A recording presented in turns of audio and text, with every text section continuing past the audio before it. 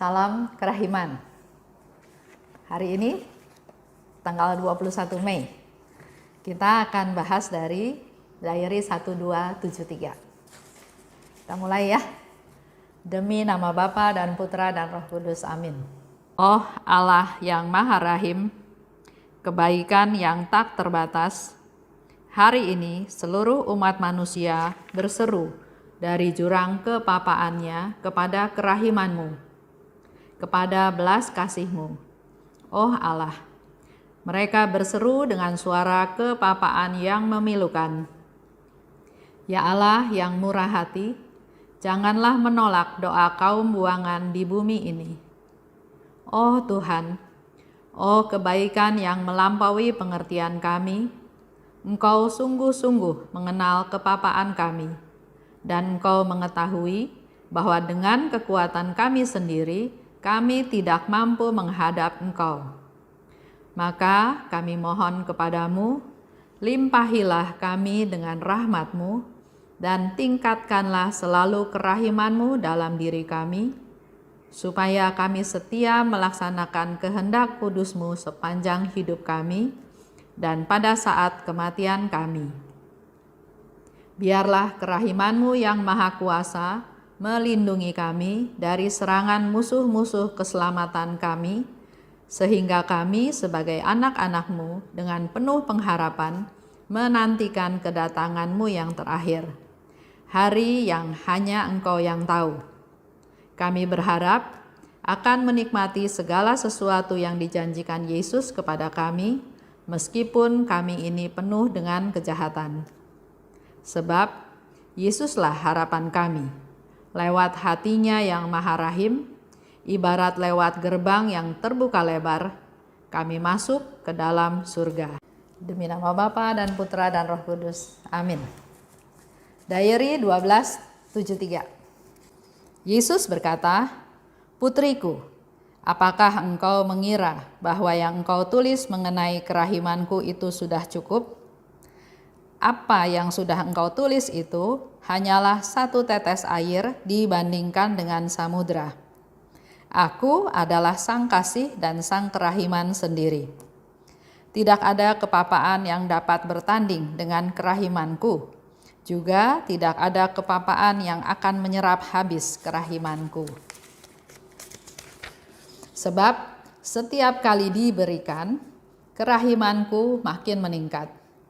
Jiwa yang mengandalkan kerahimanku adalah jiwa yang paling beruntung, sebab aku sendiri akan menjaganya." Jiwa yang mengandalkan kerahiman Tuhan. Dikatakan oleh Yesus, jiwa itu paling beruntung sebab aku sendiri menjaganya. Dan Yesus juga katakan, setiap kali diberikan, kalau kita memberikan kerahiman, memberikan belas kasih pada orang, maka kerahiman yang ada, yang kita bisa lakukan itu meningkat. Semakin kita memberi, bukan makin habis, tapi makin meningkat. Jadi apa yang ditulis, Yesus sendiri memberikan satu konfirmasi. Jadi apa yang ditulis itu udah cukup? Belum. Ini baru satu tetes kerahiman Tuhan dibandingkan dengan samudra. Jadi ini belum ada apa-apanya. Sehingga dengan kita menggali, dengan kita membaca, dengan kita merefleksi, dibandingkan dengan kehidupan kita, dengan kehidupan yang ada, dengan pencerahan dari Tuhan, buku ini akan berbicara banyak sekali. Banyak sekali, betul-betul. Jadi semakin kita mau menggali, pasti semakin dalam kita menggali, pasti semakin banyak. Nah, untuk jiwa yang mengandalkan kerahiman, saya ingin sharing, saya ingin cerita sedikit. Ini cerita tentang seorang perempuan, namanya Maria Goretti. Waktu itu 5 Juli tahun 1902, jadi sudah 100 tahun yang lalu, 100 tahun lebih yang lalu ya. Waktu itu Maria Goretti umur 12 tahun. Nah, di situ ada orang namanya Alessandra Serenelli. Dia senang nih sama si Maria Goretti. Dan pas si Maria ini lagi di rumah sendirian, datanglah si Alessandra ini mau memperkosa Maria. Maria nggak mau. Dia bilang, lebih baik saya mati daripada kamu perkosa. Alessandra marah, ya, dan dia melampiaskan marahnya itu dengan dia menusuk si Maria ini, ditusuk. Belum mati, Maria berusaha ke pintu mau minta tolong, tapi dikejar sama si Alessandra ini dan ditusuk lagi 3 kali sebelum dia kabur. Maria masih ketolong, dia dibawa masuk ke rumah sakit, dirawat, tapi kelihatannya lukanya parah. Jadi di saat-saat terakhir, pastor itu bertanya, apakah engkau mengampuni dia? Dan Maria jawab, iya, saya mengampuni dia. Dan saya ingin ia kelak ada di surga bersama saya. Jadi kadang-kadang ada orang yang bersalah pada kita, menyusahkan kita, merugikan kita. Misalnya ditanya, kamu ampuni dia nggak? Ampuni, tapi saya nggak mau ketemu dia lagi. Ampuni, tapi dia nggak boleh bikin salah lagi. Ya. Nah, di sini Maria memberi contoh. Dia bilang sama pastornya, saya mengampuni dia dan saya berharap suatu hari dia akan ada di surga bersama-sama dengan saya. Si Alessandra ini diproses karena memang dia menganiaya sampai akhirnya meninggal. Dia dipenjara selama 30 tahun. Selama di penjara nggak ada masalah apa-apa sampai di tahun ke-8. Tahun ke-8 dia bermimpi. Dia melihat Maria Goretti yang dia tusuk itu bercahaya ada di suatu taman yang indah. Dan Maria itu memetik 14 bunga. 14 bunga dia petik dan 14 bunga itu diberikan kepada Alessandra. Waktu Alessandra menerima bunga ini, bunga-bunga tersebut berubah menjadi cahaya yang cemerlang. Ya. Cahaya yang cemerlang ini ternyata berjumlah 14, kemungkinan tusukan itu 14 kali. Dan cahaya cemerlang ini ternyata memurnikan si Alessandra ini. Jadi setiap tusukan itu memurnikan jiwanya Alessandra. Dan Maria bilang, seperti yang aku janjikan, engkau akan ada bersama-sama dengan aku di surga. Di situ Alessandra bertobat, dia berbuat baik, dan setelah keluar dari penjara, karena dia berbuat baik, maka nggak sampai 30 tahun. Setelah 27 tahun, dia keluar dari penjara. Pertama-tama yang dia lakukan adalah dia pergi ke mamahnya Maria Goretti ini mau minta maaf, mau minta ampun. Mamahnya bilang, Maria Goretti sudah ampuni kamu. Yesus pun sudah ampuni kamu. Maka saya sebagai ibu juga mengampuni kamu. Bahkan kamu harusnya datang lebih cepat. Karena dengan sampai sekian ini berarti kamu tuh termasuk anak-anak yang menderita. Kalau kita bertemu lebih awal, penderitaan kamu pasti tidak berlarut-larut seperti sekarang ini. Akhirnya si Alessandra ini bertobat dan dia tinggal di biara Kapusin di Macerata. Sampai umur dia 89 tahun dan dia meninggal. Kalau lihat ceritanya terjadi tahun 1902, dia umurnya 89 tahun, berarti kemungkinan di tahun 2000, mungkin menjelang tahun 2000 ya. Tapi ternyata pada tahun 1950, Maria Goretti diangkat menjadi santa, dikanonisasi di alun-alun Santo Petrus di Roma. Kita lihat ya, Maria Goretti umur 12 tahun, dia mempertahankan kesucian dia lebih baik dibunuh karena dia nggak mau hidup kotor.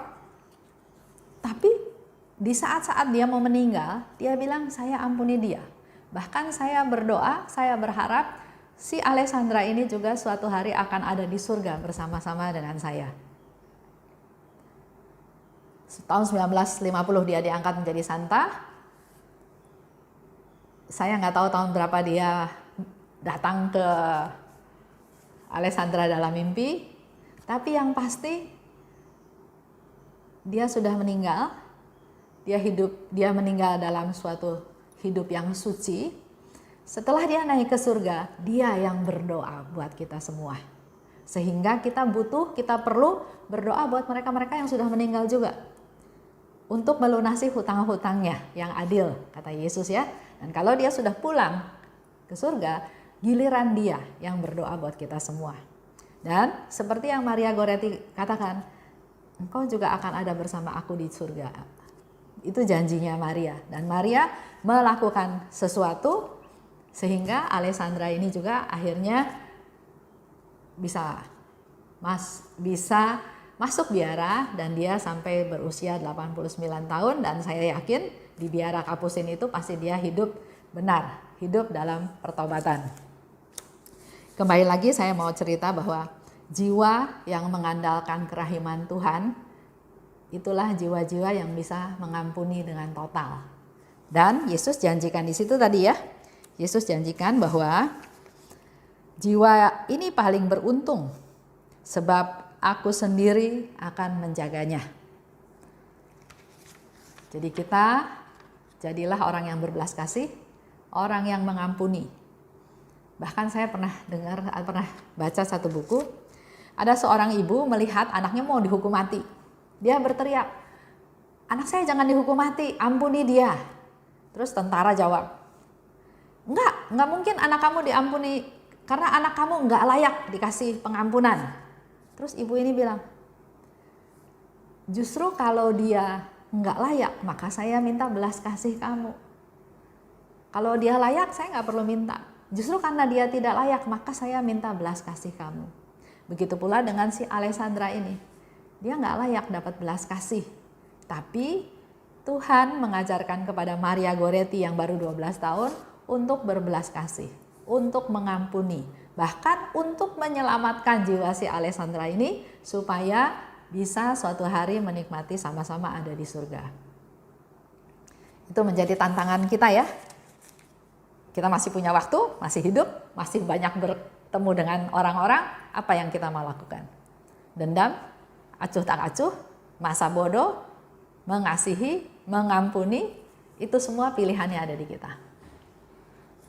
Baik, kita masuk ke doa. Demi nama Bapa dan Putra dan Roh Kudus. Amin. Terima kasih Tuhan atas Santa Maria Goretti yang Engkau berikan kepada kami. Kami mau belajar darinya ya Tuhan, agar dalam hidup ini hanya diisi dengan belas kasih-Mu. Tidak memikirkan diri sendiri, tidak memikirkan kekecewaan, kemarahan, kesakitan, tapi yang diberikan hanya satu, yaitu pengampunan. Yang bisa diberikan adalah hanya mengasihi, bukan hanya orang yang baik terhadapnya, tapi orang-orang yang menganiaya dia. Biarlah ini boleh menjadi bekal untuk hidup kami hari ini dan hari-hari yang akan datang, agar kami bisa menjadi orang-orang yang berbelas kasih, yang dipenuhi oleh kemurahan-Mu Tuhan, karena Yesus sendiri katakan orang-orang yang mengandalkan kerahiman Tuhan adalah orang yang paling beruntung, karena Yesus sendiri yang menjaga mereka. Amin. Demi nama Bapa dan Putra dan Roh Kudus. Amin. Salam kerahiman.